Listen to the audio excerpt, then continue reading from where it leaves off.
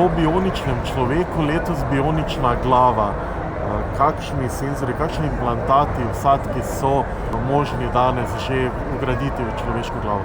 Tukaj lahko vidimo bionsko glavo kot visokotehnološko platformo, v katero so integrirani senzori, različni senzorji, niz različnih elektrod in sond,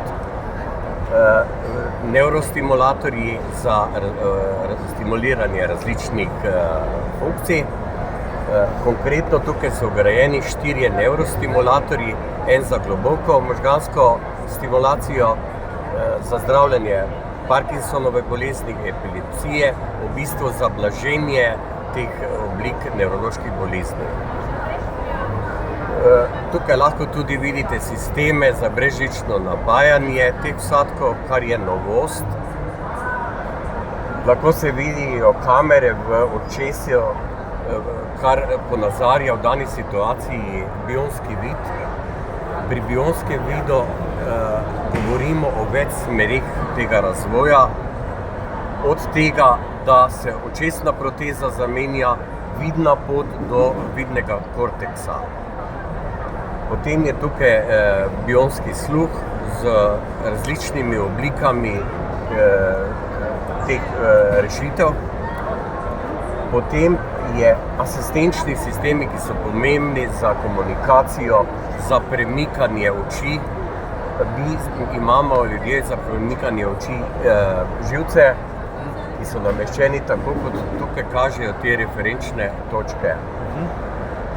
Imamo tukaj pred sabo tudi elektronski nos z pametno senzoriko, bionski jezik, ki dejansko biokemične reakcije spreminja v električne impulze in jih potem tudi ustrezno dela. Zadeva je v bistvu namenjena izobraževanju inženirjev bionike, zanimiva je tudi za zdravstveno stroko, za medicino, predvsem za področje nevrologije. Prednosti tega so, da je v tej platformi vidno tisto, kar je pod normalnimi pogoji, ko se ti vsadki implementirajo, vgradijo v človeško glavo, ljudem skrito. Zdaj, tukaj se pa tudi vrti en zanimiv implantat za vsadek. To je eden najbolj sofisticiranih neurostimulatorjev, RNS se imenuje, in je edini neurostimulator za globoko možgansko stimulacijo, ki dela v zanki. To pomeni, da se prečitajo EEG, EC, OG, pa mikro ECOG impulzi, se sprocesirajo v tem stimulatorju, s tem, da se lahko v tem stimulatorju parametri nastavljajo tudi od zunaj in potem se vrnejo modulirani signali v tiste predele možganov, kjer je potrebna neurostimulacija in neuromodulacija.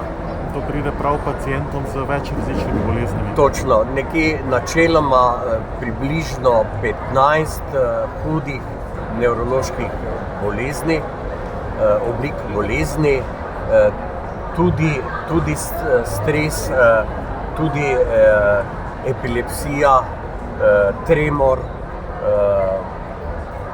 So pa tukaj že začetki zdravljenja Parkinsonove bolezni, se pravi demence, ena od oblik demenc.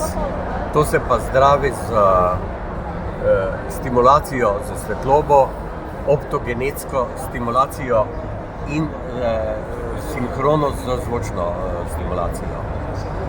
To je še bolj v povojih, ampak ta platforma bo omogočala v bistvu vse tovrstne rešitve.